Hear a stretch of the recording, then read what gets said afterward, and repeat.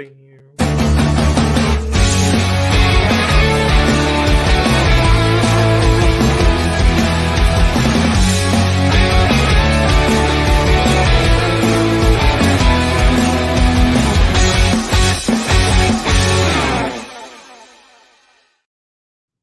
is the Paws Up podcast, episode 13. We are probably with our biggest guest we've had on the show, Jake. First of all, how are you? How are we feeling? We have a very, very action-packed episode today. It's, I just love the fact that, again, a relatively new podcast we're doing here. Again, we can't thank enough all the viewers that are watching this on our Twitter, on Lemon City Live Facebook, on Lemon City Live YouTube. It's always awesome to see the guests we're able to bring into the show as it gets progressively bigger and bigger. And it's Billy Gill, everybody. Dude, it's Billy. You had the head football coach and athletic director. Those are bigger guests than me. Dude, we want guests from all walks of life. See? We got coaches. We got our first athlete. More on that later. It's awesome. Well, welcome to the show, Billy. We're glad to have you on. What athlete did you get? Oh, I think I'm looking right after. Me? Right, you're talking about me? Yeah. Oh, look, is pole vaulting not a sport? It is. I mean, I don't think that you would consider that like an athlete get. I mean, it counts, and I think we got to start with the main question, Billy. Why did you originally choose to go to FIU? I don't know. I mean, I liked it. I'm from down here. It's right by where I was growing up. I just always, I don't know. I always thought I'd kind of end up there, and I liked it. I liked FIU. Is that a bad answer? Why did you guys choose FIU? I'm an incoming student. He already graduated. Oh yeah, he's in. I basically forced it. I basically forced him. You better be going here. Basically, I said, Kevin, you better be going here if you're going to cover FIU. Yeah. Wait, have you not started yet? I haven't. I have not. Jake has started. He's what? You're only a few days from graduating high school, 3 months, yeah. Oh, wow. Then I'll start right away. Anyway, I thought you graduated last year. Jake did, not me. Yeah, I'm class of 2022. No, I mean, I thought you graduated high school last year and you started FIU this year. Look at his passion. Yeah. Go ahead, Jake. Ken's a busy guy, man. It's not just high school. He's doing everything. You have fish stripes. You have Lemon City. It's awesome. Where do you find the time, Kevin? How do you do all of this? Teach me to manage my time better. I don't know, dude. It's just me just crunching it up, just sitting down whenever I get the chance and pray that it all works out. Teaching us a thing or two, Billy. I'm worried about you, Kevin. I feel like you need to kind of, lay back a little, enjoy life. Don't take it too seriously. Try to, because these years are so formative and they're gonna go by so fast, And sure, you get to talk to me and Jake tonight, but one day maybe you'll think, what could I have been doing on that Tuesday night instead of talking to Billy and Jake? And I don't want to be part of your regrets moving forward. You definitely aren't. I'll tell you that much.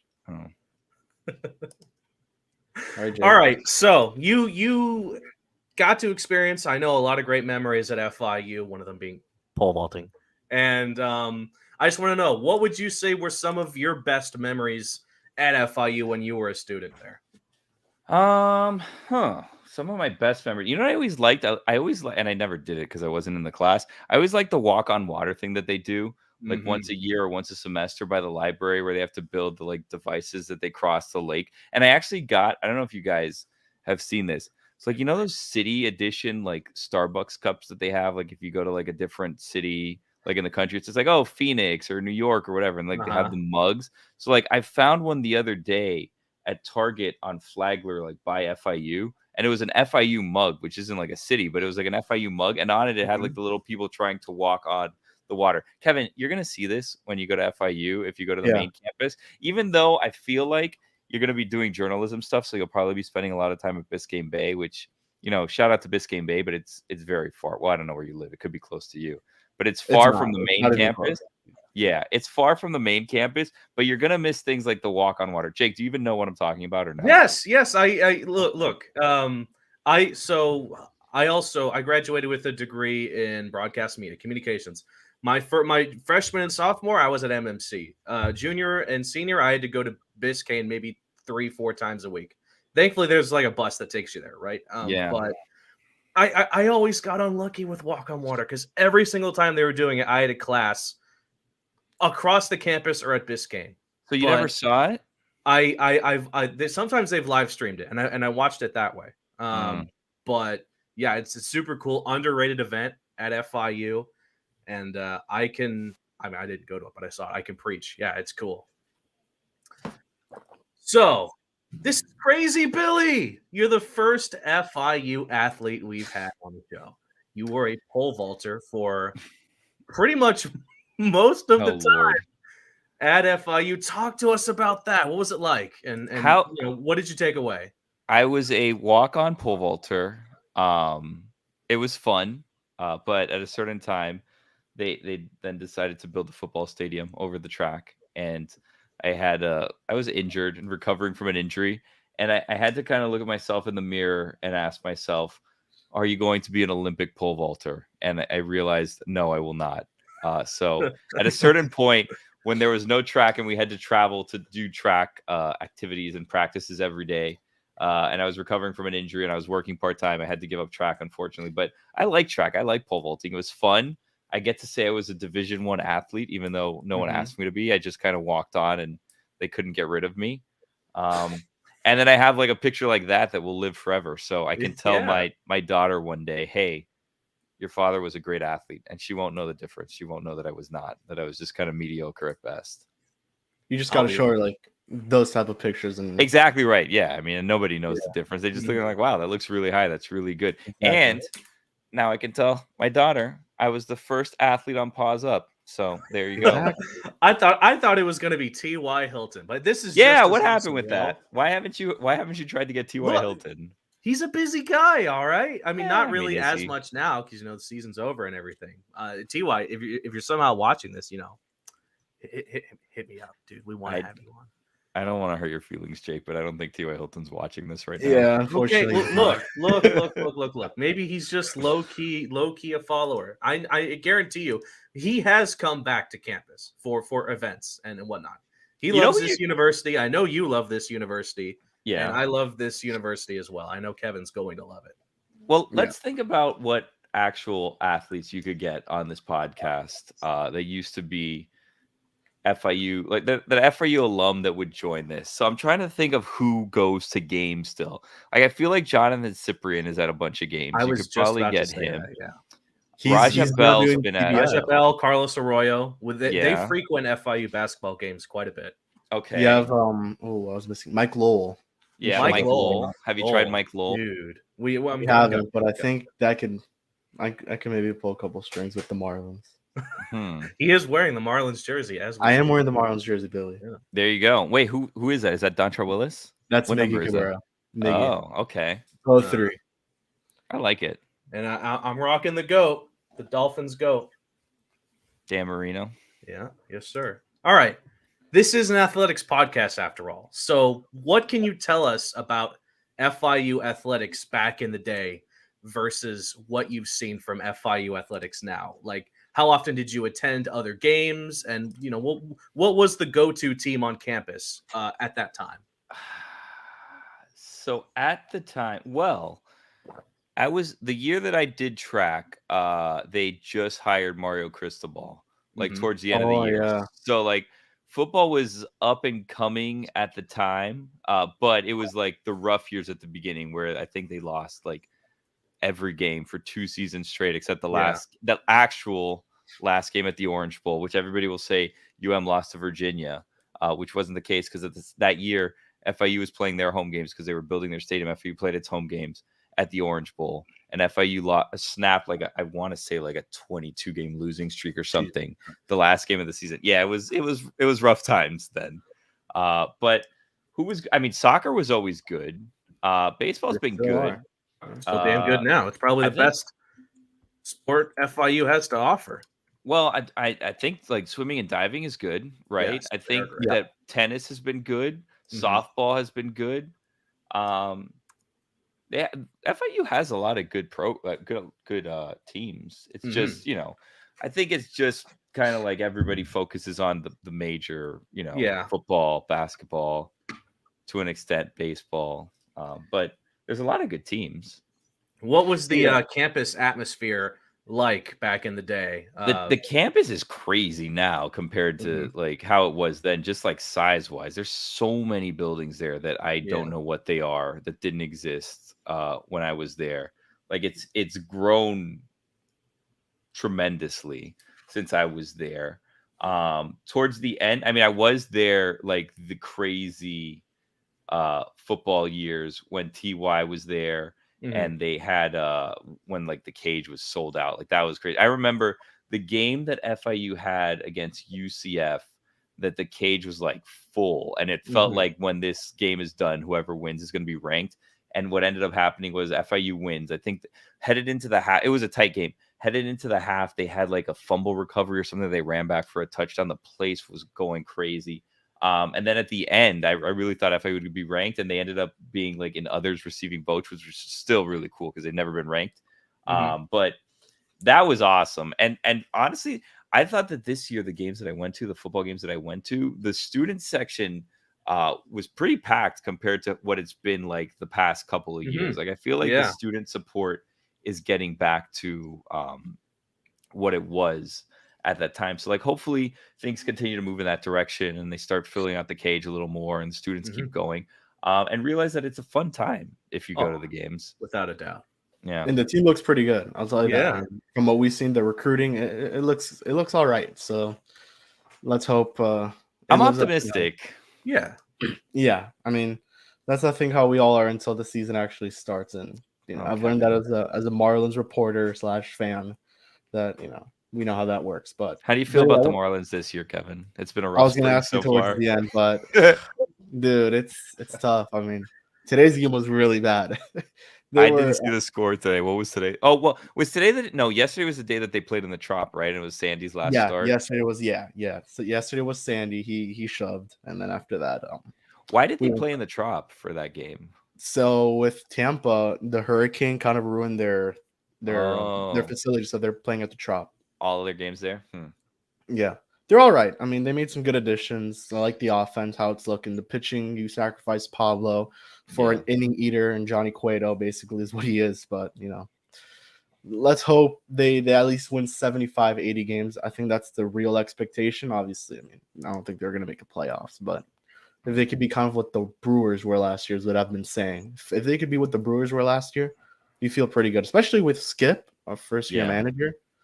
It's pretty impressive. But have you met Skip yet? Have you talked to Skip? I've met Skip. He's a cool guy. I mean, nothing crazy yet. I think it's just once you get to know him is when just love how the Marlins have taken over this show. Yeah, I'm sorry. I completely do. No, I love talking Marlins. I'm sorry. If this was a Marlins podcast, I would love it. But Billy, I wanted to ask you, right after you graduated from FIU, what did you do? Because you obviously are now with the Le Batard Show, but I assume that was a couple years after.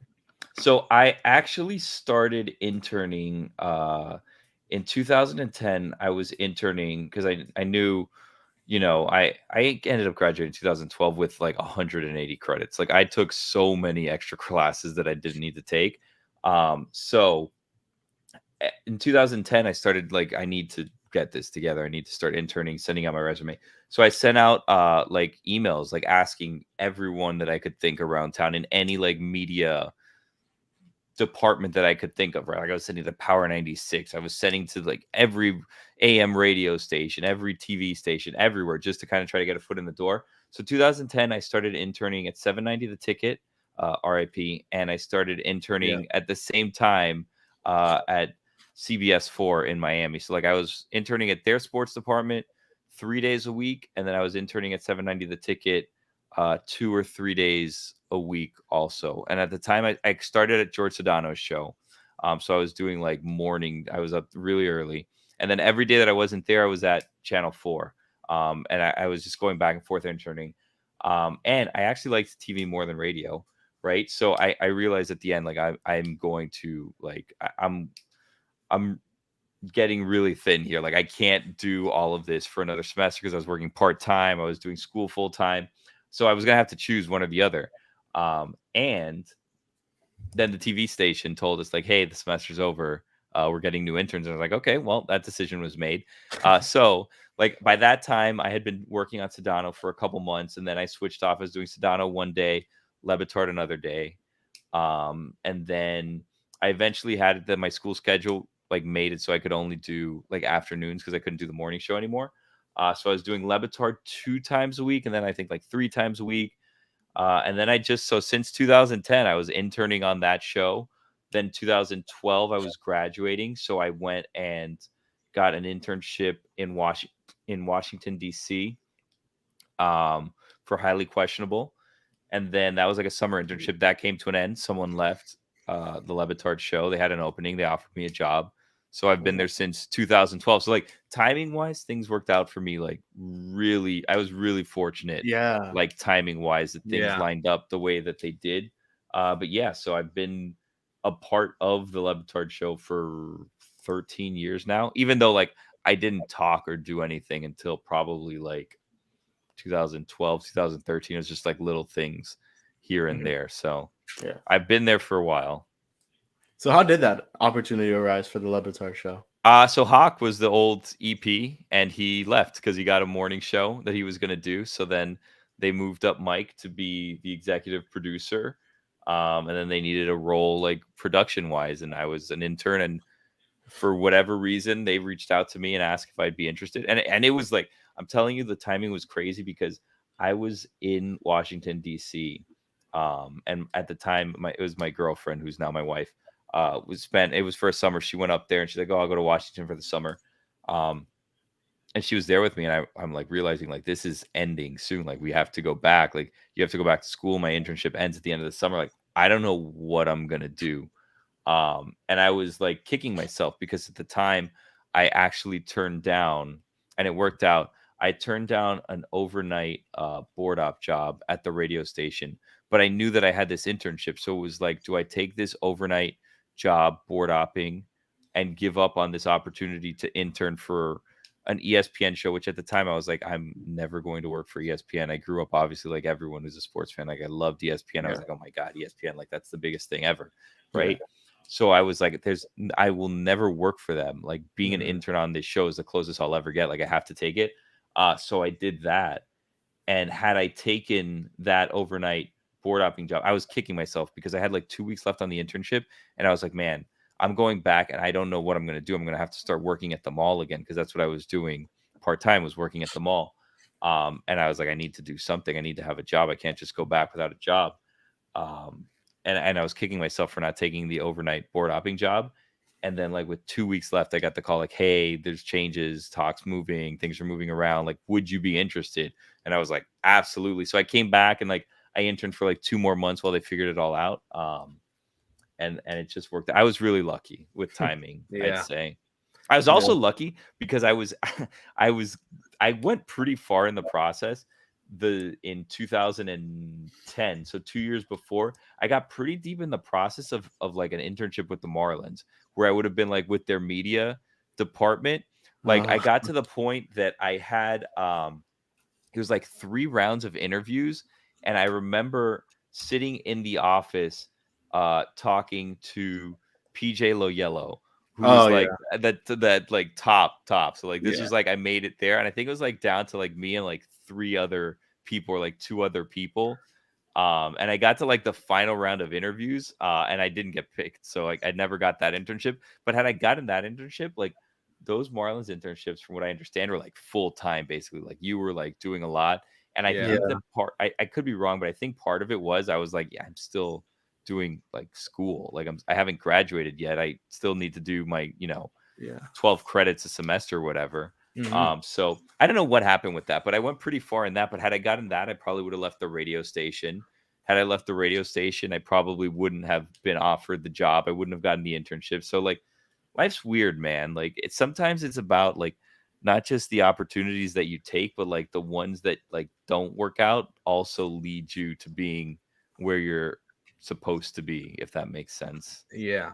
And that is a follow-up to, and that was a follow-up to a question I had, Billy. There's a lot of young student journalists at FIU as the communications field grows and more students are interested in becoming sports journalists, myself included, Kevin included. Just What general advice would you give young journalists looking for similar work here in South Florida? Move out You're of basically Miami. talking to me here. You're basically move out of Miami, young people, so that myself and Jake and Kevin can stay here and get the jobs when they become available. That would be most ideal, but yeah, I don't know if we can reach the masses that much. I would say it sounds really dumb and simple, and like I tell people this when they ask me, like, be genuine, right? Like, be yourself, work hard, like try to outwork people, so that they see it, and don't treat anyone bad. Like, even as you're rising up, like through the ranks or whatever, like just be nice to everyone, because you don't know, like, it's such a weird industry where like someone that's interning for you today could be like your boss or hiring you like 2 years from now. So like I would just say outwork everyone, even if you think no one's paying attention. Like, there are people that are taking note, and just be like a genuine person. I know that's not great advice, but like always go the extra mile. Try not to complain about things. Like, just do try to make yourself stand out by outworking everyone around you, I would say, if that makes sense. And I feel like, and obviously I've been very fortunate to end up where I am, but I feel like if you kind of do the right thing, things will all work out, which is like, I'm very lucky that I am where I am. So obviously I'm not saying that people that like didn't have things pan out was because like they were bad people. That's not what I mean, but yeah, you get it. You talk about those very Marlins general advice. Before you continue, you talk about those Marlins internships. Those are real full-time jobs. I've seen it when I go there. It's like, you know, the last one who had the internship now works for the team, and they're like, she's like the credential person. So yeah, those are good internships. They lead to jobs. I know someone that was, at the time before I applied, I knew someone that got one, and it was like I feel like it was like in the marketing department or something. I would see him like running around on the field, like on Super Saturdays, like doing things, setting up for like pre-concerts or whatever. But yeah, like if you could get in, like that's great, because those lead to jobs. From what I understand. Yeah. Again, great. Thank you for that great advice, Billy. Did you learn anything, advice, Jake? I feel like that's not like I didn't actually help you. Just being nice. It's general advice, but I honestly think that like any and all advice is lights out. Lights out! Lights out! We have to do this once. We had to hit our criteria. You said that just to say lights out. Look, Billy, please. That's our criteria. We have restrictions, and that's a requirement. Play that at least once per episode. I just had to find a way to seam into that. All right, moving on. Do you have anything else that you need to check off? So just like tell me privately in the chat, and I'll like say the code word so that you can do it if you want. I have news break coming up, but that's a little bit more as it happens. I'd say don't worry about that. Okay. We already mentioned Marlins talk at the end. So did I throw off the order that we were supposed to do things? I'm sorry. No, not at all. No. Not at all. This is great. We have a planner, but the planner is flexible. Okay. It's very flexible. Actually. Yeah. So Billy, let's talk about the Dan Le Batard Show. I love it. Kevin, you better love it. I love it. I love it. Yeah, okay. Yes. Do you guys really? Because I feel like I you guys are young, and like the show's very old now. To it all the time. Look, when my dad took me to places when I was super young, he had the radio. He was tuned into ESPN, listening to the Dan Le Batard Show, right? Okay. And so I've been listening to the show when it was on ESPN, and even when it left ESPN. It's still great, and there's a lot of great moments on that show, including yourself and obviously the rest of the talented cast there. What are some of your favorite memories you've had on that show? On the show, you know what's weird is that like I like to think about the things that I've been able to do because of the show. I know this is not answering your question, but like so we did for the show, and something that I wouldn't have been able to do because of the show was like American Ninja Warrior was down here like years ago, and they were shooting things, and I was able to like try to run the course of an American Ninja Warrior, and I failed, but like I did it. There's the famous like clip. I don't know if you guys have seen it. So Amin Al-Hassan, who does like basketball, he works with us now. He used to work on ESPN.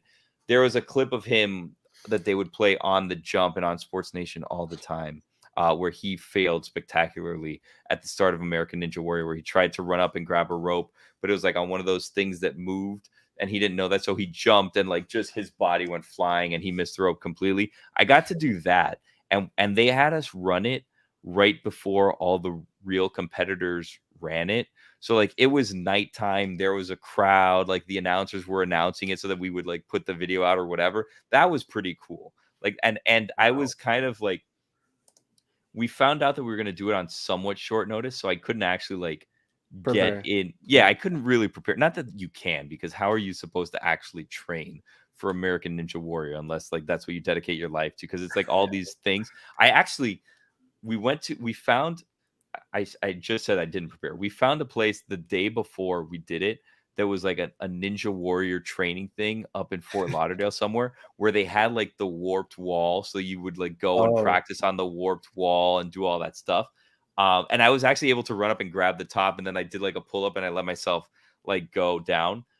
So that was cool. Like, so doing Ninja Warrior was cool. Because of relationships, like I see, Jake, that you have like a NASCAR thing behind you. I don't know if you actually like NASCAR or not, but never miss a race at Homestead. Really? How is Homestead? I've never been to Homestead. I went to Homestead actually for something that was not NASCAR related. Dude, I talk so much about how awesome the NASCAR races are at Homestead Miami Speedway that I'm basically an ambassador. It's awesome. If you like NASCAR, if you're a casual NASCAR fan and you're in Miami-Dade County, you need to make the trip. Have you gone to any other races? Have you gone to any other races or no? Just Homestead. One time I went to Daytona with my family. That was super sick. I went to that one the other day. I went to the Daytona 500 because of the show. So like we went for what was Danica's last race, and Marty Smith, who works at ESPN, was like, I just reached out, I was like, hey, if I'm gonna be honest with you, I reached out to him to see if maybe he could like help out with tickets. But the way I like led with the conversation was, hey, if you go to a NASCAR race, where are good seats to sit? Like, should you want to be higher? Do you want to be lower? Whatever. And he's like, tell me how many people you want to go with. And I felt bad. So I just said me, and I told him my parents, right? Which actually caused like friction between my wife and my sister, because they went up with us to Daytona. And I'm like, I can't tell this guy that we need 5 tickets. Like, I don't know him like that. And that seems like a lot of an ask, which once I got it, it was basically like, it was called I think it was called like a hot pass or something like that. Do you know about this, Jake, or no? Yes. I know about the hot pass. It's pretty much a universal NASCAR thing, not just for Daytona. Most tracks have a feature like that. It was incredible. So like we were in the pits before the race. We could walk around like pretty much anywhere. Like it was awesome. The Daytona 500 was really cool. And like I don't even love NASCAR that much. So that it's just a fun time being at a NASCAR race. Regardless, you see it on TV, you're like, but you go to it, you hear it. Obviously, you smell it. It's so sick. It's so sick. I'm trying to think of what other I have obviously memories from the show, but also like things like covering the Super Bowl, like stuff like that that like I've been able to do because of the show. Like I went like the Super Bowl that was here in Miami. After I went to that one to work it for ESPN Radio, and after the game I had to run around and grab players and like hand them my phone and ask them if they wanted to be on ESPN Radio live. And the thing that's like tricky about that is it was the Chiefs and it was the 49ers. And 54. Okay. You have to go down into the tunnel. Like if you want to get a good position to run out onto the field after when all the media runs out there, you have to go down there like the start of the 4th quarter. So I'm preparing because I know they're going to be wearing the championship shirts. So their numbers and their names are going to be covered. So I have to memorize what everybody looks like. And I know I'm not going to get the big stars, right? So I'm trying to memorize as many faces as possible, knowing that I'm not going to be able to see their jerseys, names, numbers, whatever, right? And I'm doing this for the 49ers because the 49ers are up by like 2 touchdowns or something at the time, right? Oh, no. And then Patrick Mahomes leads this ridiculous comeback. So like with 3 minutes left in the game, I'm like, oh crap, I need to now start doing this for the Chiefs just in case. And sure enough, the Chiefs end up coming back and winning And it all worked out. Like whatever. I ended up the only person I was able to get was Terrell Suggs, which ended up being great because it was like, oh my God, like they were super like, oh my God, you got Terrell Suggs, which was just like, here, take my phone, and also I hope my phone doesn't die, and also please give me my phone back and don't disappear like into the locker room with it or something. So like the Super Bowl was cool. I would know because I was there. Were you at the Super Bowl? I was. Just as a fan though? As a fan. Yeah. How was it? Incredible.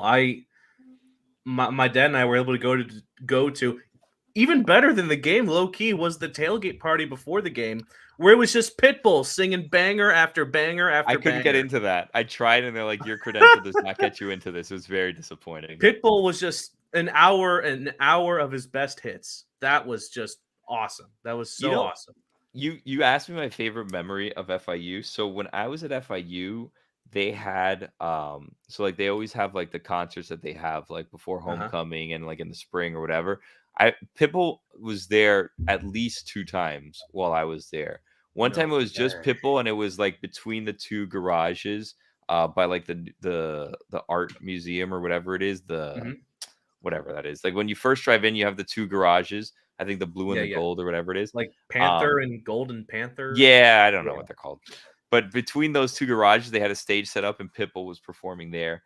And then, and I met him after because they had like a thing, like if you were the first, if you were like the first 10 people or 20 people or whatever, like to go in, like you like a meet and greet with Pitbull after. And I was not, but the person that was running that was actually the person that like gave me my like orientation tour and was like, just come. So like they snuck us in to meet Pitbull. And then and then I saw him another time in the arena, and it was him and Kid Cudi performing like back to back, which is like kind of a crazy concert at the time. We don't get concerts like that anymore. The funny thing about that dude, I also saw Ludacris there on the soccer field. Like they had Ludacris perform there one year on the soccer field, which is like crazy. I don't know how they managed to do that. There's no way. You know what's funny about the Kid Cudi Pitbull concert? I was going because like I like Pitbull, right? And I like Kid Cudi too, but like I like Pitbull. And Kid Cudi actually opened for Pitbull.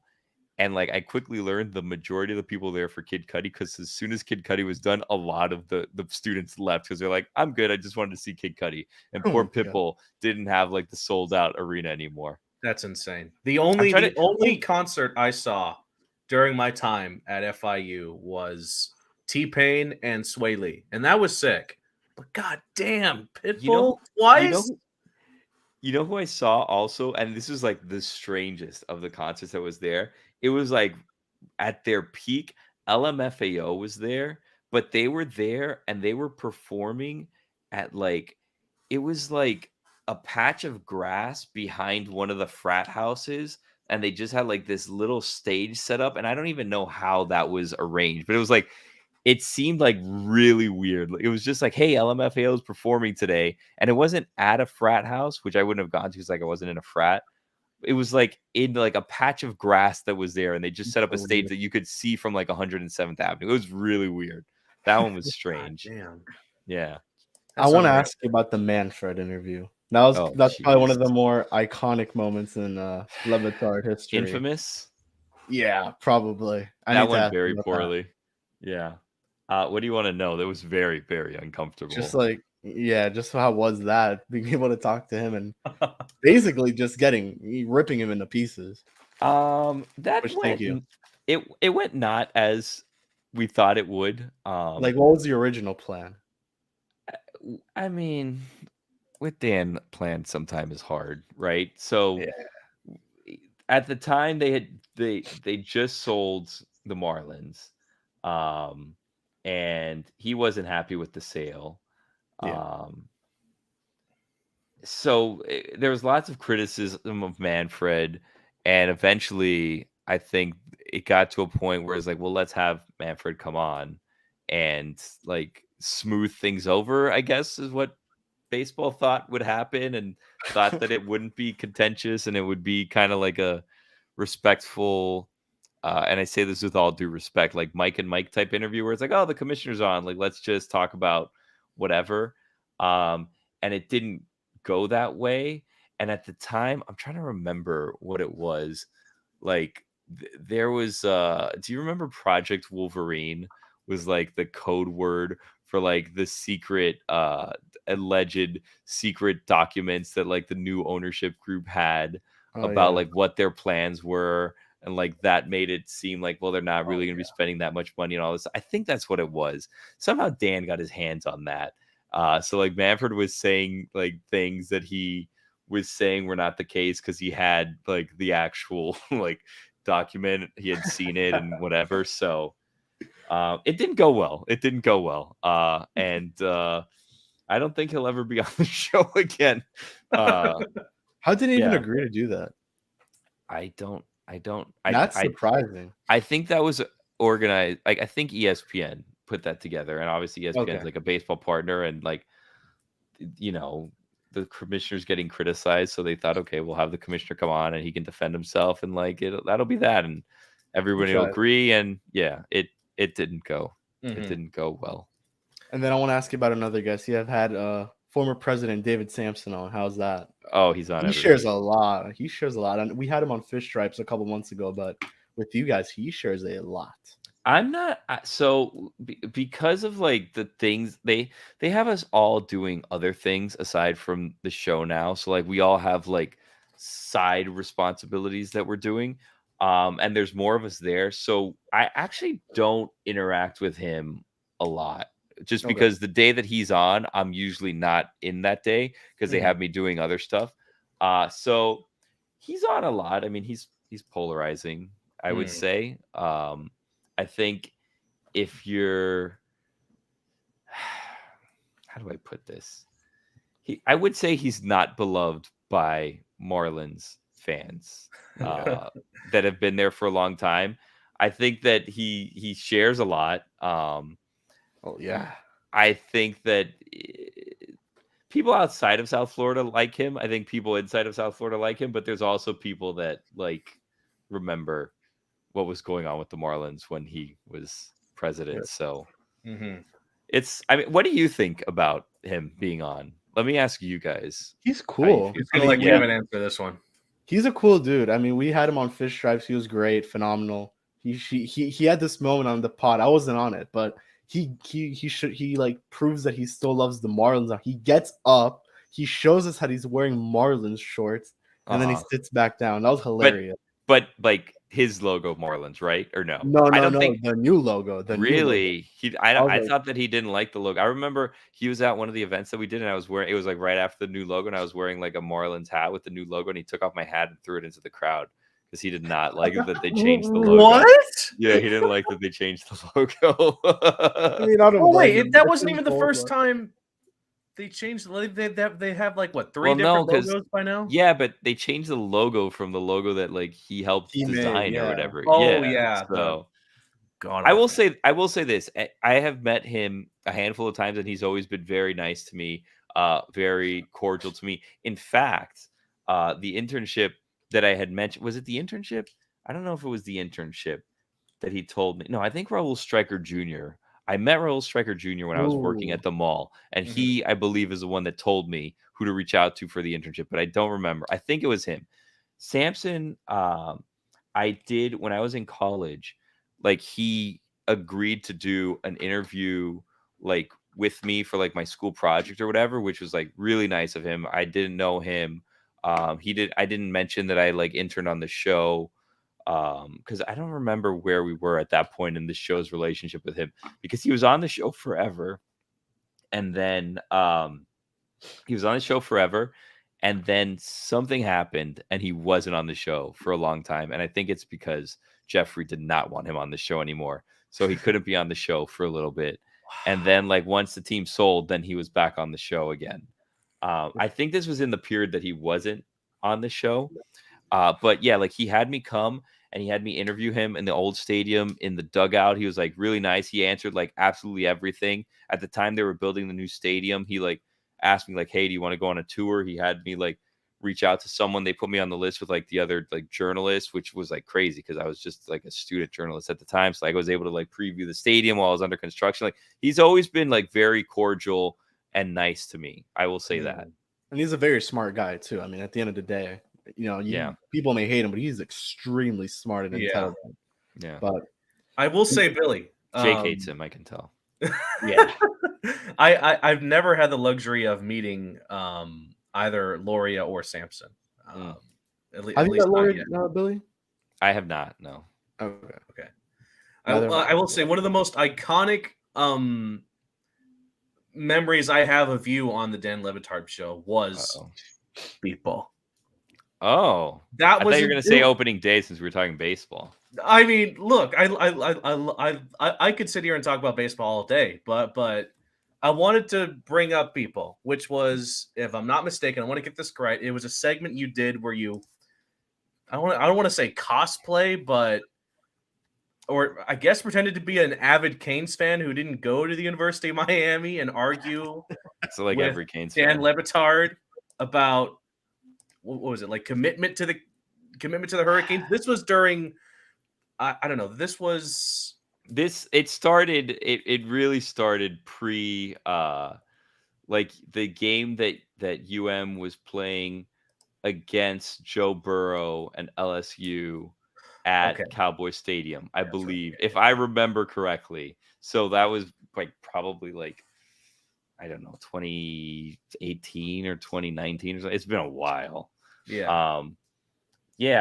Yeah. So it wasn't planned, if I'm going to be 100% honest with you, which I know might sound like weird. That was not a planned thing. That just kind of happened organically because we were doing the local hour at that time on 790 The Ticket. Mm-hmm. And we got into like this weird thing where we were like actually trying to like break down like UM's chances of this and that. And it was like, let's try to be reasonable about this. And I was like, this is not going well. So I just went like the opposite and was like, let me be as unreasonable as possible. And then like a lot of things, like I didn't think that this was going to become a thing. I didn't like, it got away from me. Like I thought like, whatever, I'll just do this one time.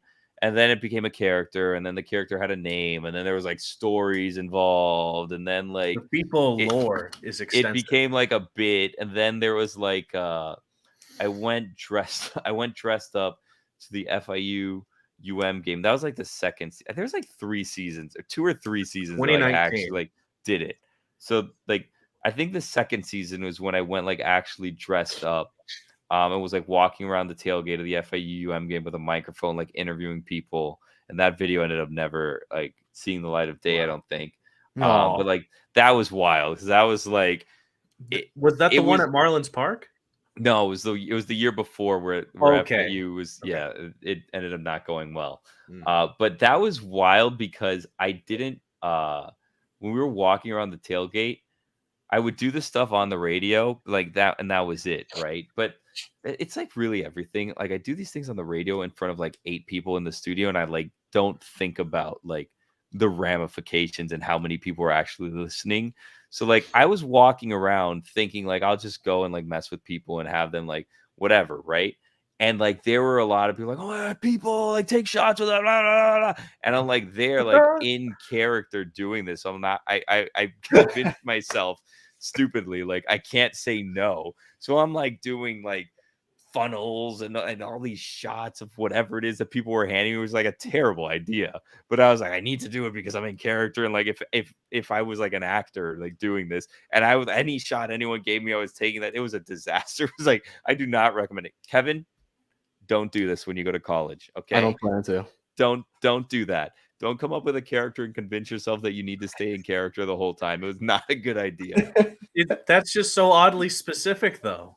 It also like that was crazy. I got in trouble for doing People when I was at ESPN because I got through twice on Paul Feinbaum's show, and it was just to try to mess with Paul Feinbaum and say as many ridiculous things as possible to see what I can get away with.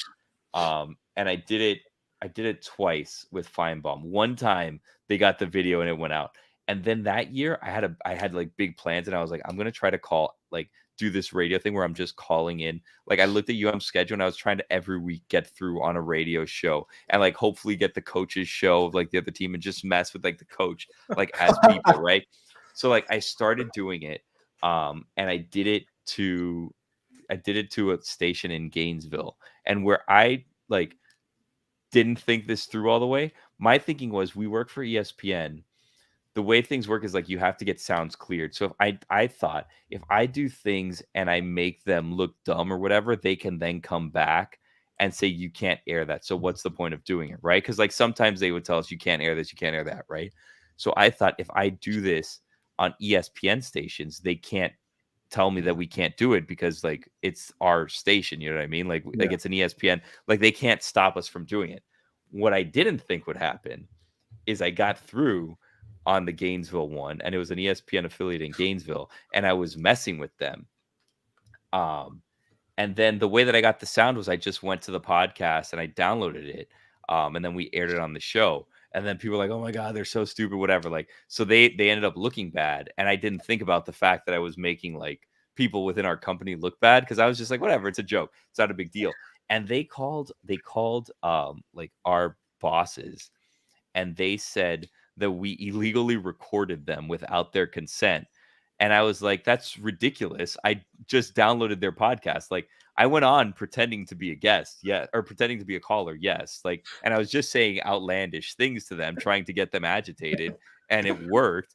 But like I wasn't recording it on my phone. I just downloaded their podcast. So then I got kind of like a talking to, which is like, hey, why don't you run it by us before you do this? And I'm like, that's not fun. I don't want to be doing that. Like, because you're going to tell me no on everything that I'm going to be trying to do. So I got in trouble for that. Not trouble, but like I got a talking to for that. And that kind of took the steam out of it. And then I was on hold to talk to Mac Brown because was playing UNC. And I got to a point that I was like on hold and like, okay, coach will get to you soon. And then I think they figured out what was going on, because eventually they just hung up on me. Like I was just on hold for like 10 minutes and I'm like walking through and I'm like trying to like, what am I going to do? How am I going to bother Mac Brown? All this stuff. I couldn't believe it got that far, and they hung up on me. So then after like getting in trouble and having this show like hang up on me, I'm like, I'm not this, whatever. I kind of let it go. I also like, I'm weird in that like I'm fine doing these things like once or twice and then just like being done with it and like having people like enjoy it and want more. And I don't want to keep doing it forever, which is why like people hasn't been around for a while, because like it's a lot and it gets annoying. And like I think the last time people was around was in an interview with Mario Cristobal when they just hired Mario Cristobal. And I did one with Manny Diaz, and Manny Diaz was like completely like caught off guard with what was going on. Mario Cristobal had more of a sense of humor about it and like would play along with it more. But former players got upset because I said something about one of the coaches that they didn't like because they were friends with the coach. And then it led to a former player threatening. Third hand, we found out that this person was upset about what happened and told this reporter that they were going to go to the studio and beat up Dan. So then I thought maybe let me pump the brakes a little bit, even though I'm clearly joking. They're not taking it this way. So what am I doing? I said something. It was weird. I said like one of the line coaches was short or something like that, and like how can you have someone that's that short coach the line or something like that? And like they got really defensive and protective about it, and I was just like, it was dumb. It was dumb. That's some insane dedication to your craft, though, I will say. I mean, whatever. The thing is, a lot of these I don't want to actually do them, but it's like, oh, let's do this, and it's like I can't say no, so I end up doing it. And then once I start going, I just get like I lose control of the situation very quickly. Like another one that like, and I feel bad about it to this day, was the Marlins and the whole Lewis Brinson All-Star game situation. So like Lewis Brinson was traded to the Marlins in the Christian Yelich deal, and was obviously not having a great first season, was struggling, was hitting like 161 or 162 or something at the time. So on the show, we started a campaign to get Lewis Brinson into the All-Star game. And every day we would go and we would try to get people to vote Lewis Brinson into the All-Star game, and we would go and we try to update it. And this was after the Manfred thing, by the way, like months after the Manfred thing. So like you have that in the background. So we're trying to do it, and I don't think about the fact that like, and to this day, I still feel horribly about it. I don't think about the fact that this is actually like a baseball player who's struggling, right? I just think like, oh my God, like let's get people, because like some hockey player had just gotten voted into the NHL All-Star game that was like a career minor leaguer, and then it's like becomes like the captain of the NHL All-Star game or something because of fan voting. So I'm like, let's do this with a Marlins player. Like, let's get a Marlins player into the All-Star game. So every day I was like, vote Lewis Brinson, vote Lewis Brinson. And then people from around the country start sending pictures of them like at Camden Yards with a vote Lewis Brinson NL All-Star game, at Wrigley Field, like vote for Lewis Brinson, like state, like Great American Ballpark, vote for Lewis Brinson. Like they all start tweeting us and sending pictures of all these signs to vote for Lewis Brinson to go to the All-Star game. And I feel terrible because like I really didn't think like this is something that, luckily, like he was cool about it. He found out. Yeah, he found out because then people started asking him like, what do you think about this push to get into the thing? And like he said like, you know, nothing. But I met him. I feel like I met him like once or twice, and he was always like cool about it, but like you could tell like this guy's an idiot. Like in thinking me like this is like some idiot. Why do I have to talk to this guy? But was always like nice and cool about it. But I always felt bad about that. Do you guys remember like HQ Trivia, like the app on your phone? Or not really? So like there was a sports one where like it was for like a moment. It was like a thing that everyone would go on at whatever the time was, like 7:30, whatever, and they would play and like, let me try to answer these 12 questions and I'll win a share of $20,000, but like 20,000 people win or like 40,000 people win. So you get like 13 cents, right? Like you won absolutely nothing, but everybody would go. But it was like, there was like a live chat.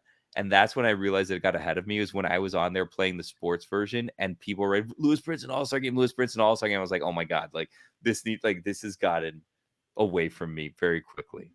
So lots of those things happen where you don't realize how many people were there. And people was one of them where I didn't realize how that was going. God. Jake, I think it's time for news break. We've earned ourselves a break. It's an FIU news break.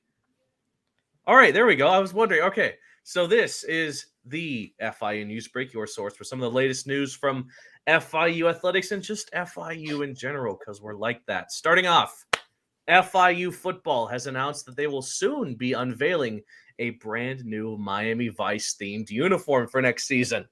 The news comes after the team recently surpassed 30.5 new donors for their Panther Club on 305 Day. Expect to see the Vice uniforms being unveiled not long before the season begins. While we don't know when they will use them, expect to see them used maybe once or twice this season at home, paired with their Vice field design that they debuted last season, which was a massive hit. Moving on to FIU basketball, 3 players from the Panthers have been selected as some of the best in Conference USA. After a stellar season, Denver Jones has been named to the Conference USA All-First Team, while both Deshaun Gittins and Arturo Dean have been named to the All-Freshman Team. Dean specifically has been named Freshman of the Year for Conference USA. He is the first Panther to be given that honor since Freddie Asparilla in 2009. And lastly, FIU Business has launched a brand new MBA program in cybersecurity risk management.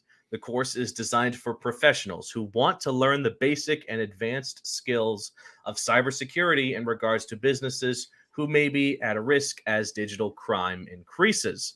Cybersecurity risk management is a fully online course that will begin this upcoming fall semester with a graduate program available next year. And that was your very brief FIU news break. Yeah, good stuff. Billy, I want to ask you, how often do you keep up with FIU athletics nowadays? I mean, like I follow them on social and stuff like that, and I'll try to go. I'll go to football games every year. I wanted to go to a basketball game Those are this fun. year, but I haven't. I didn't go this year. I went last year to a basketball game. I know baseball season just started. I want to try to go to baseball this year. I want to go to track, but I'd have to see when it is. I think they have like a meet once a year at UM, but not as much as I'd like to, if I'm going to be honest with you. Well, I mean, hey, next Wednesday, Miami versus FIU baseball. Baseball? Where is it here or is at UM? It's at FIU. It's at here. Oh, all right. Are you guys going to be there? Yeah, of course. I don't know. I don't know what you're doing on Wednesday, Jake. Jeez. I mean, it's a big deal. I mean, look, regardless of the sport, and I know you know this, regardless of the sport, FIU playing Miami is always a big deal, right? And it hit its milestone, of course, in 2019 when FIU finally got the win in football, which was insane. Unpopular opinion: the fight was awesome. The fight was super sick. They've made documentaries about it. The fight was awesome. I was at that game. It was crazy. They made YouTube videos. There have been studies, not really studies, but it got a lot of exposure. I thought I was going to. He doesn't know. But I thought I was going to die that day, Kevin. I was very scary because I was in the first row of the upper deck at the Orange Bowl. Did you ever go to the Orange Bowl? Me, no. You have not missed. You did not.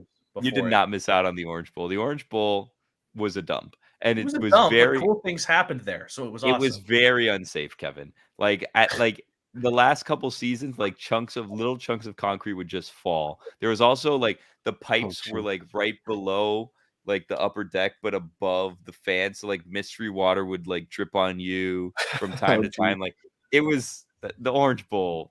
It makes FedEx Field look good. All right. The Orange Bowl was a dump. So like the upper deck, the security, like the safety, like that they had in the upper deck, the front row basically just had like, it was like a metal fence post, but there was like no actual like barrier. So it was like waist high, like just like either one or two like metal poles. And it was just like, try not to get too close because you'll fall over the edge. And like when the fight happened, everybody like rushed to like try to get as close as possible. So like I'm pinned up against like that like metal bar. And I'm like, I may die today. Like this may be the last thing that happens in my life. And then all you could see from the upper deck, because it was like madness. So like you watch the video doesn't do it justice, because the video's like you see and you're like, oh, this lasted like 30 seconds. It felt like an eternity because fights were happening. The game was stopped for like 10 minutes. Then fights were happening in the stands. So like while the fights are happening on the field, while they're still trying to get things under control, they brought the cops in on horses, like around the field. And then you just see like a parade of police cars driving from downtown. And you'd see it go street by street, turning all of them together. And you're like, what's happening? And then you realize they're coming here. They drive into like the open end of the Orange Bowl, and there's all these cop cars. Then like you'd see all the cops that are on the field. Every time a fight would break out in the crowd, the cops would all run, and it'd be like a parade of cops going through the sections to break things up. It was madness. It was like awesome, but it was madness. You were there, Jake? Billy. Am I good? Oh, yeah. There? No. I was 6 years old. I was 6 years old, dog. Ain't no way I was going to something Dude, crazy. It was so awesome. And they cut into I had friends that were at, because that was like my first year. I think it was my first year. So I had friends that were at UF, like in Gainesville, and there was a UF football game on ESPN that night. So like I think they were away, and they cut to the fight to show the highlights, like a wild scene down in South Florida, the Orange Bowl, blah, blah, blah. And like people are calling me and texting me like, what's happening? Are you okay? Like what's happening at that stadium? I'm like, it's awesome. Like this is the best game I've ever been to. And it was a close game at the time. It was. Like things got out of control after that, but it was a close game at the time. Like FIU was hanging in with UM. Anyway. Billy, refresh my memory, who was the FIU player that was on crutches? Ahmad Ned. Fight? Say his name again? Ahmad Ned. Never forget. Yeah. He basically became a meme for a while. Yeah. Do you know about that, Kevin? In crutches, looking like he was ready to go to war. So he was like a running back or backup running back, and he was injured. And he had some sort of leg injury. And then the fight is happening, and he is going out to join the fight on crutches. And like it got ugly because he got pushed to the ground. And I don't want to smear his name. I don't remember if a crutch ended up being swung after he got pushed to the ground, but he was definitely thrown to the ground while he was on crutches. And then like it was a meme that happened. It was like like memes being a thing. Yeah. But like he was getting photoshopped into like pictures of him like at D-Day, like storming Normandy Beach and like all these other different things. Yeah, like they put him in everything because he was going out there on crutches and wanted to be part of the fight. It was crazy. It was awesome. I loved it. That's awesome. one of my favorite FIU memories, and I know that that's not what I should say, but that day was amazing. Kevin, as soon as this is over, you got to watch that video. I'll probably have to watch it. Yeah, you have to, right? Yeah. So and in the video, the UM announcer is like egging it on, which I think he ended up getting. He got fired after that. But I don't. Was it because of that? I don't remember. He got fired like really shortly after. I think he was suspended, and then he did some weird stuff, and then he got fired. Oh, I don't know about that. But yeah, like he was egging them on, and he was saying like if they don't finish this now, they should go up in the tunnel and fight in the tunnel. Like it was wild. Like it was a different time. He was like, after the game, have a meetup at the parking lot. Finish. Yeah, it was awesome. It was so awesome. Scott Carr, I hope you're not listening to this. Yeah. All right, Billy. We don't endorse fighting. Research. What?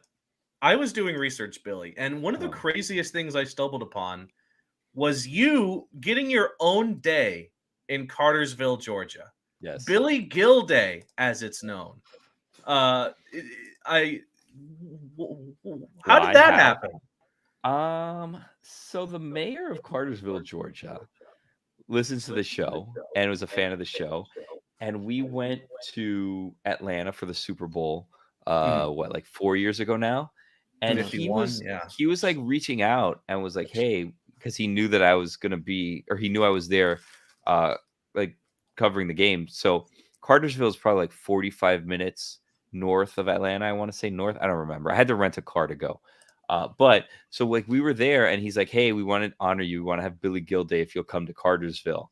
And I like never committed fully because I didn't know what I'd have to do while I was there. So I never said like, hey, I'm going to go, like, because I didn't think I was going to be able to make it because I had to do like actual like things for the Super Bowl. And then lo and behold, they had Billy Gill Day anyways, and they put it on their marquee in their town. And as soon as I saw that, I'm like, well, I have to go now. So then I went to the airport. I rented a car. Me and my friend Charlie, who was there with me to like do the video stuff, drove over to Cartersville, Georgia. We told him, and shout out to Mayor Matt Santini. We told him like, hey, we're going. And then he was like, well, you told us you weren't. So we took down the marquee. We're going to have to put it back up again. So they then had to go and re-put up like Billy Gill Day or whatever. So we drive there and he has like a proclamation. He reads the proclamation, gives me like a jersey and a hat and all this stuff. I ended up giving him the hat I'm wearing. We do like a hat exchange, right? And like the video, the picture shows me like with the mayor, but what it doesn't show, which is like the funniest part, was that there was literally no one there like celebrating this day. So it's me, the mayor, the one person that I was with that was filming it, and then like 2 employees that work with the mayor who also runs, or at the time ran, the radio station that they ran there. And one of the employees was from Miami and used to work at 560 WQAM, which is just like a crazy coincidence. So no one was at this day. So it was a day that I was honored, but no one was there for. And it's still a cool there was thing. like no fans, no nothing. No, there was like 3 people there. I'm so sorry to hear that. No, it was awesome. I honestly I have to go back just because, and like hopefully like we could go and make it a thing, and then maybe people can like go if they're like in the surrounding areas, and it'll be fun. But like it's funnier that way, where it's like, yeah, there was literally nobody there. And you have your own merch, by the way, right? That's correct. You have Billy Gill merch. So yes and no. I don't run that. Oh. Like, so there's a website called Guillermo Mafia, and like these people put together this it's basically like a fan club kind of, and it's just fans, like, and they'll make shirts and do things like based on stuff that like I say and do or whatever. And it's like super flattering. But like you know why I didn't do that is because like at the time I worked for ESPN, I was so afraid of getting fired for doing something like that like they were like, hey, you want to like partner with us or whatever? And I'm like, I don't think I'm allowed to. And they're like, just did it anyways. I'm like, okay, cool. So like it's very cool. It's very flattering that like 2 guys in Texas started like a website and sell shirts and hats based on things that I say. Wow. But yeah. So I was trying to get the picture up of you, but it's not working. So the one of you. Oh, a Billy Gill Day. It's very sad. Yeah. Is that annual? But is that still going on? Is that an annual thing? I'll get like a tweet and stuff about it from them every year. I think it's I want to say it's like February 5th, maybe. It's like in the 4, 5, 6, 7 range. But yeah, he texts me and tweets me about it every year. That's why I want to go. But like this year was like on a Wednesday, so I can't go on I can go on a Wednesday, but it'll be like the first one where it'll be just me and him. You know, not next like Wednesday. You're going to be at the baseball game, FIU in Miami. Well, no, yeah, that's true. Next Wednesday, I can't go next Wednesday for sure. What day actually is it? Like what? It's early February. I feel like I'll tell you right now. Well, I won't tell you right now. I'm gonna give me a second and I can tell you. But it's like February like 6th or 7th or something. While Billy is checking that out, now's a perfect time to briefly go over what's actually going on in FIU athletics, as is our show usually is. Let me quickly go over men's basketball. They won their final regular season game against Rice by a score of 90-83. They finished the regular season with a 14-17 record. They will take on Louisiana Tech in the Conference USA tournament. I want to say tomorrow at 9 p.m. Eastern over in Frisco, Texas. And FIU baseball, 7-6 record currently. They're coming off of 4 straight wins against Harvard University. They are taking on Stetson tomorrow at 5 p.m. as well. And after that, they'll begin a 3-game series against Marist College this upcoming weekend before the big one next Wednesday at home against the University of Miami. So it's January 31st, I found. And the first one was January 31st, 2019. And there's a picture. On my calendar real quick. There's a picture from the mayor saying, "What do you do when you get word that Billy Gill can't make it to Billy Gill Day? You celebrate it anyway." And then it's a picture of him with the proclamation in front of the marquee that he took down and then put back up because we ended up going. Yeah. So does he just put the same tweet every year? Just Billy Gill can't make it, but we'll still celebrate? No, I Googled Billy Gill Day and found like the original one from 2019. You just flat out Google it and you found that? I searched it on Twitter. I mean, yeah, because how many people are going to tweet Billy Gill Day? So it was pretty quick to find. You got a point. Yeah. No one cares about Billy Gill Day. Something I am interested in. Do you still have that? I want to say famous, but it showed up in photos quite a bit. That holiday sweater that you taped FIU on. That's become like a very popular picture online. Do you still have that? I have somewhere. The FIU tape thing is not on there. Because that was, I actually had, that was actually a hoodie that I had. And then one of the video people, because every day I would wear an FIU hoodie, when I put that one on, said like, that's missing FIU and taped FIU on it. It's somewhere. I don't know where though. I wouldn't be surprised if my wife threw it away. I have a suspicion that she throws away my clothes when I'm not paying attention. Not that this is, here nor there, but I feel like she just kind of gets rid of some of my stuff without telling me. And eventually I realize it once it's been long gone. Wow. It's a weird accusation. Deep. Yeah, it's a weird accusation. So I guess just to wrap it up, when will we see you at an FIU athletics event in the future? I mean, Jake is trying to commit me to next Wednesday. It's gonna be fun. Just come on. You'll watch a 20-1 loss. You'll watch FIU lose 20-1. You might see Scott, you might see Mike, you might see all the FIU people there. I will say Mike McIntyre is very committed to go to these events. It is every single event. Does he really go to a lot of the games and stuff? He goes to every basketball. He goes to baseball, basketball. He was there for soccer as well. I feel like it has to be a weekend because if it's like a night thing during the week. What guys? Hey, maybe you'll get to try the brand new FIU Sunblazer Golden Ale. Right? I've seen that. I haven't had it, but I've seen it. They sell it at the baseball stadium. Well, now maybe I'll go. I shouldn't say that like if I'm like some alcoholic that is only going to 6:30 p.m. Just setting it 6:30 on Wednesday. Here's the thing that I've learned because I have a daughter now. 6:30 is like dinner, bath, bedtime. You know what I mean? And then like after that, I have to like convince my wife if I want to go like, hey, let's go. Maybe I can go with my dad or something. But then it's like, do I abandon my family to go and hang out with you, Jake and Kevin, and drink a bunch of Sunblazer ale? It's 50-50. Well, it's. I mean, the cool thing is that FIU baseball is playing Miami not twice but 4 times this year. I think they're going to play them again at home in May. So they play twice at home and twice at Coral Gables. Right. Okay. And Billy, you asked me on my thoughts on the Marlins. I need your thoughts. My thoughts on the Marlins. And I'll send it to all the fish stripes guys. I was trying to cheat by having you give me your thoughts so that when we do the game next week, because I think we're doing the game next Friday. I don't know if we talked about this on air or not. I think we're doing the game next Friday. So this is potentially breaking news. I'll be going up that day. Are you going to go up that day? I'm going up that day, yeah. I don't know if I'll be at the game, but I'm going up. So I was asking you your thoughts so I can kind of just repeat your thoughts when we do the game. Because like calling a 9-inning game is a lot. You have to talk about a lot of things. I wanted to ask you about that. What do you think about the new baseball rules this year? Like, how do you feel them. Like?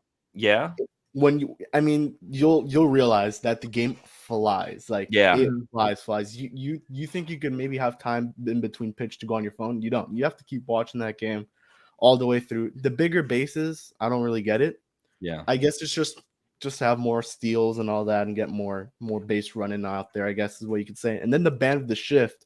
I mean, we're seeing it with the Marlins games. You could see guys getting hits right up the middle, which wouldn't have been a hit last year because obviously you're playing with the shift and you have a guy right up the middle, so that won't go through. And then, I mean, I don't know if you saw the clip with Joey Gallo, but they kind of shifted in a way where they're still legal, like they could legally do it, but they're like stopping Joey Gallo from getting that hit.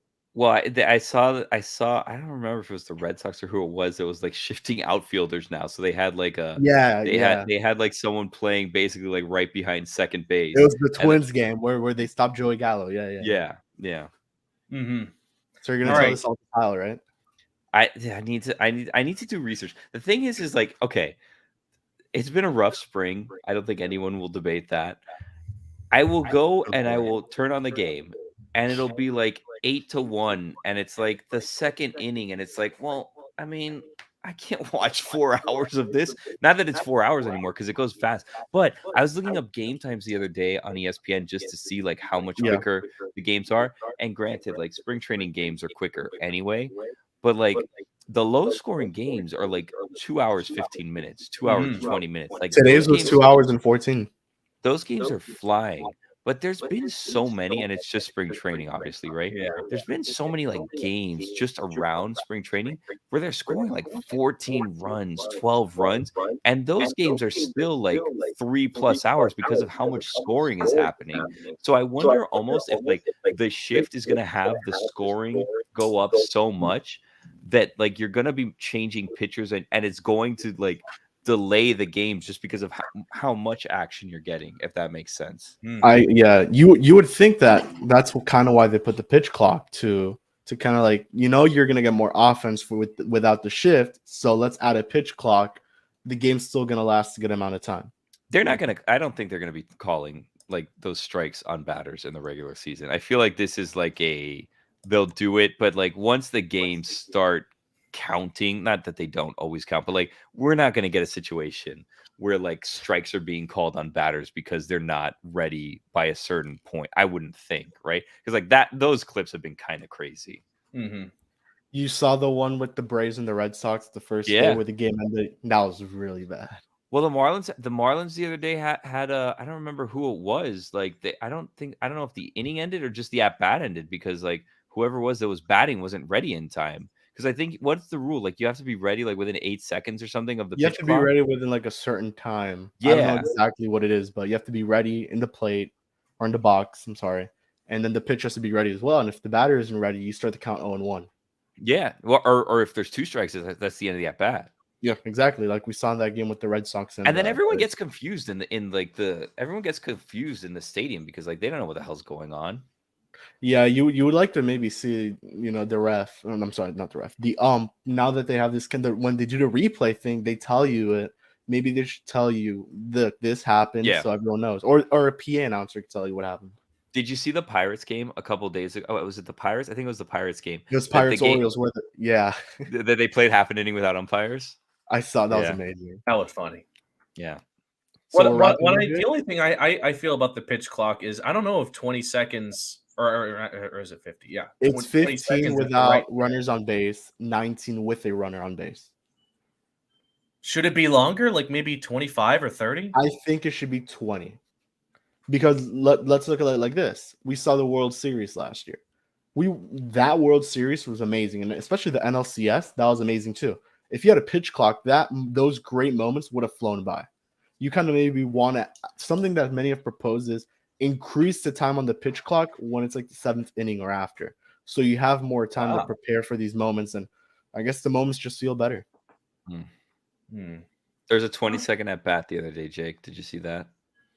I did not see it. He struck out a batter on accident, or no? It was a 20-second at bat. I saw that. That's how was quick with it the went. Yankees, right? Yeah, 3 strikes, 20 seconds.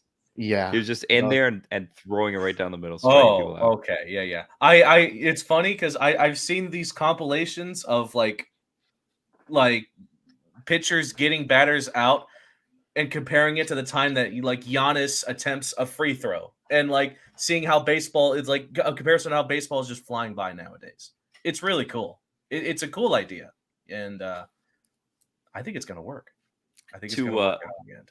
To answer your original question of what I feel about the Marlins, I like that they were. Granted, it was late in the offseason, but like they were active. They were active. They made moves.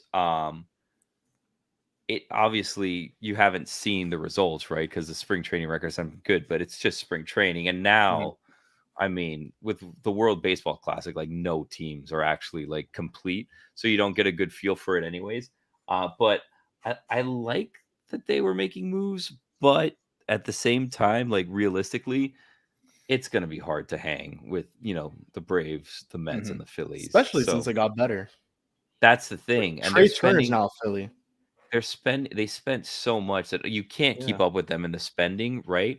But they were already so good, and they were all trying to get better. So even if you improve, do you improve? Like your best hope is like a second wild card spot or something. You know That's what I mean? You got to go for, yeah. So it's it'll be fun, like, but it's going to be hard to hang with them, I think.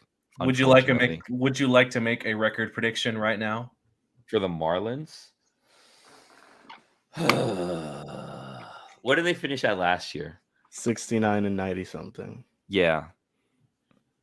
I don't think it'll be that, but no, but like 80, if you predict 80, you think they're going to win 11 more games?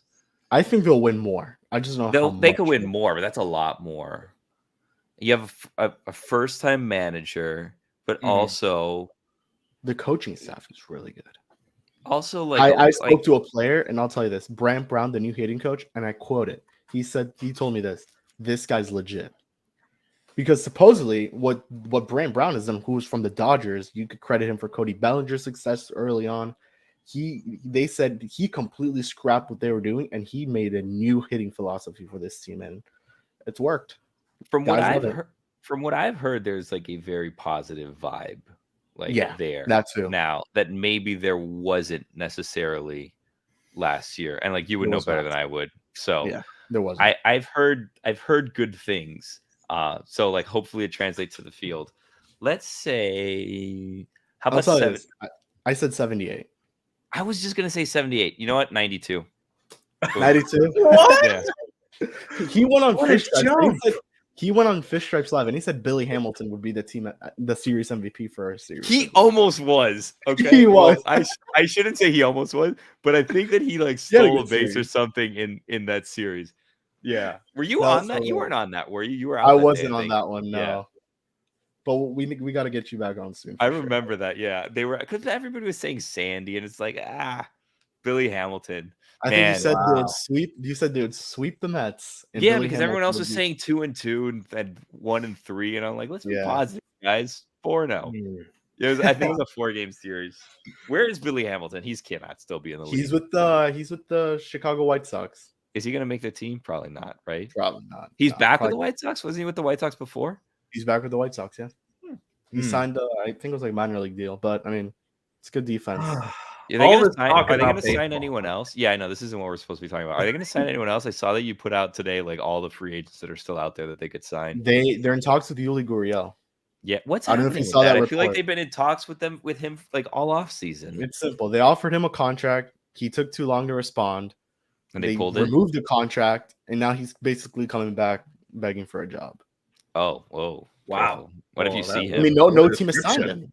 For a guy like he had a horrible season too, but he was a batting champ 2 years ago. So it's like, Yeah, it's one bounce back year. You could bring him back and maybe resurrect some part of his career. what do Or we the think Astros Avi's could bring gonna? him back. What do we think Avi's gonna do this year? I think he bounces back. I don't know Yeah. what capacity. He dropped a But lot of he- weight, right? Or am I just? He dropped a lot of weight. He looks completely different, man. When you see him when you go up there, it's a different Avi Garcia.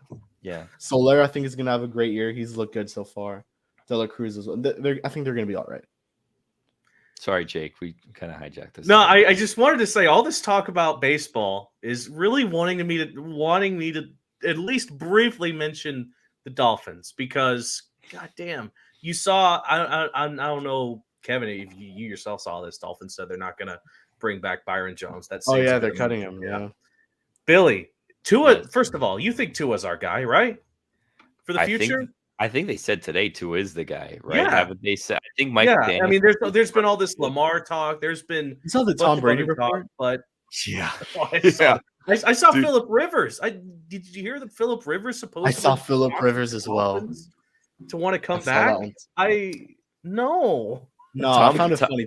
Tom quote tweeted that report. Did you see his? Did you see his defense is the weakest defense ever, saying he doesn't have time because he bought his daughter a cat or something? It's like, Yeah, I Tom, saw get that. outta here. I mean, Would you be Tom excited? Brady's Would you be excited for Tom Brady, Jake? Oh, 100%. If it's Tom Brady, I mean, that's the greatest of all. Oh my That's the God! goat. I don't have the enthusiasm that Kevin Tom has Brady. right now. Tom Brady would take this team to the Super Bowl.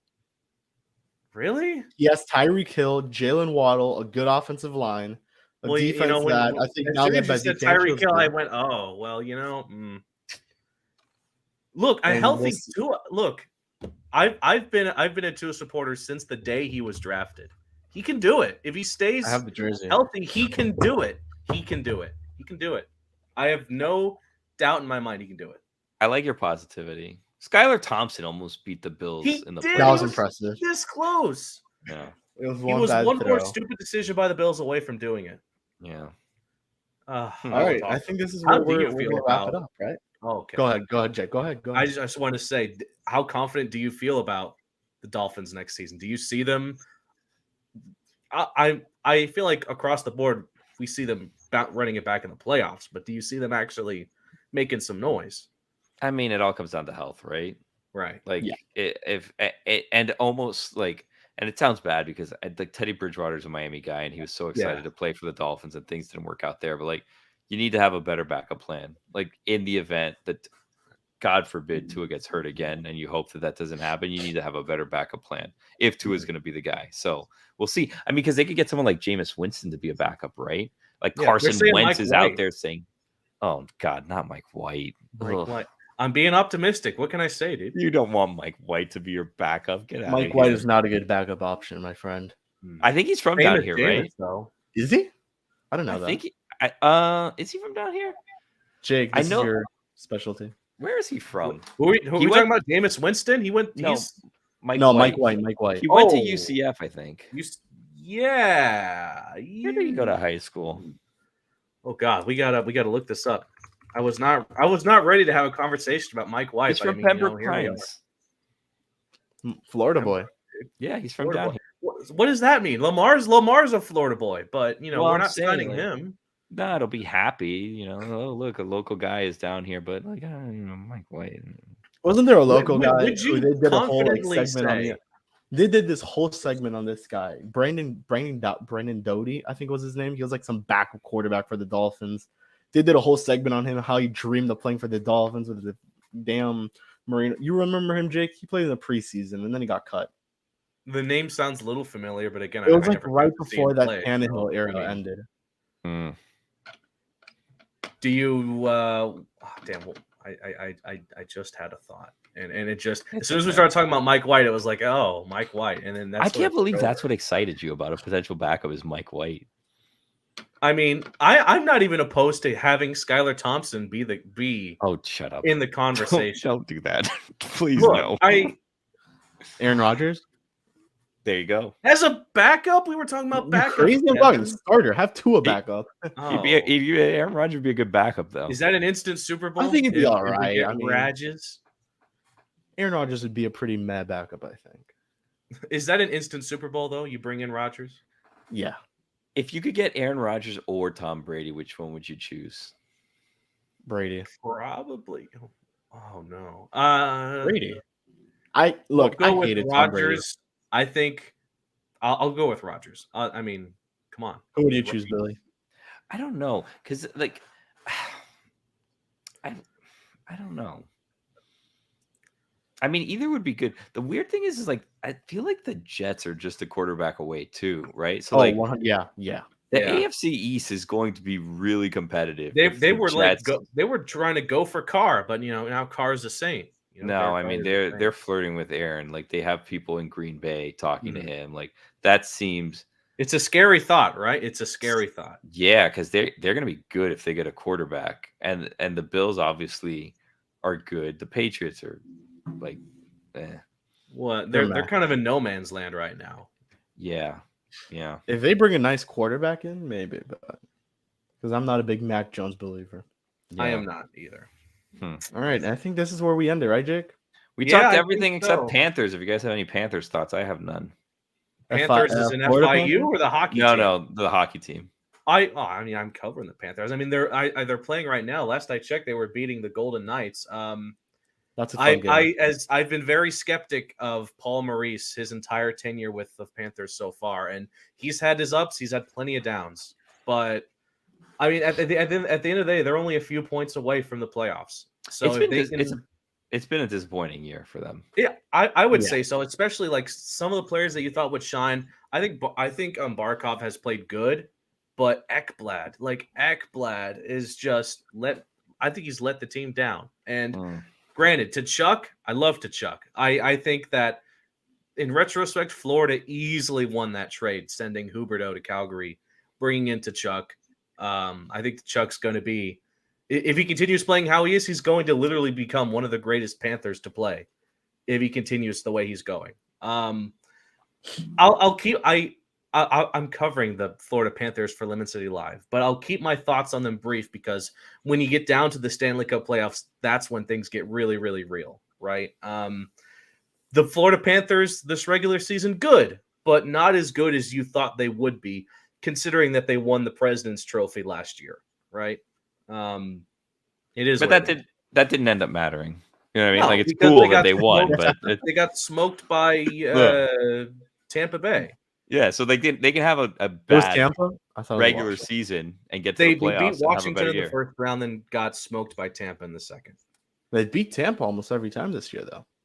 No, they always tend to do well in the regular season, but then I mean, when you have a team that with that much postseason experience in the Lightning, obviously they're good. They're against a team like Florida who won their first playoff series last year since the freaking 90s.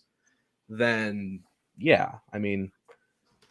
I'll be at the Panthers game. I want to say this upcoming Saturday when they take on Winnipeg. But yeah, Billy. Now we have to touch up. No. Now we have to touch up on the Heat. We're talking. Oh, we got to go all four corners. All right, I see. Okay. What are your thoughts? What are you doing here? I need your Miami Heat thoughts. It's been another disappointing. The Heat have had a disappointing season. Yeah, it's been pretty bad. Yeah. I think we'll leave it at that. All right, Jake. We'll leave it at that. Okay. I don't want to talk about such a bad team. We just talked about the Marlins. No. Yeah, but the Marlins give me I love that we were on the same page, Billy. Yeah.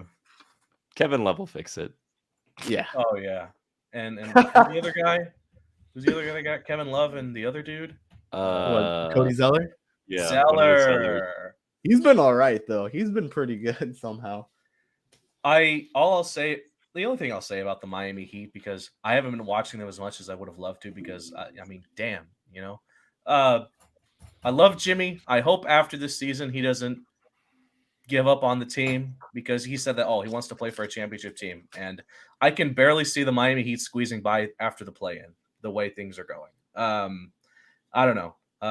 There's still, I guess, enough time for them to turn the season around, but who's going to step up for that team when they didn't get the big time player that they needed? So I don't know. Kevin Durant? It's too late for that. I know. Unfortunate. This dude Look, just there's said Billy Isaac. Gill is such a god. That's my other co-host. For Fish Reps Unfiltered. We had Joe Forsaro on. Does Isaac own one hat, or does he have multiple hats that he wears backwards? Isaac owns multiple hats, but he owns the same color shirts. Oh, okay. So it's always he has like a look like a cartoon character. Not that he looks like a cartoon character, but like in a cartoon where they're always wearing the same clothes.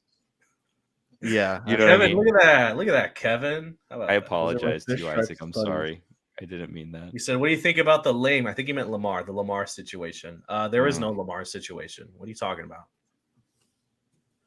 Did you guys see that video of Adam Schefter pranking these two kids on a podcast that Lamar's going to the Commanders? Yeah, I'm part of that. I didn't see it, but I heard about it on Twitter. I was like, I'm like confused. It's not April 1st. Yeah, that was hilarious. All right, Jake, wrap it up for us. Alrighty, Billy. It's been super fun having you on the show. I know we promised an hour, and we're just cracking up at an hour 30. But again, we can't thank you enough for just to talk about some FIU, whatnot, and some Dan Le Batard Show lore that we ourselves found out quite a bit today. And again, thank you so much, Billy. Thanks for having me. All right, and so I speak for Kevin. Kevin, you did a great job hosting today. I speak for yourself and myself when I say good night, everybody. To everyone who's watched this on either Twitter, Facebook, or YouTube, have a great night. And as always, paws up.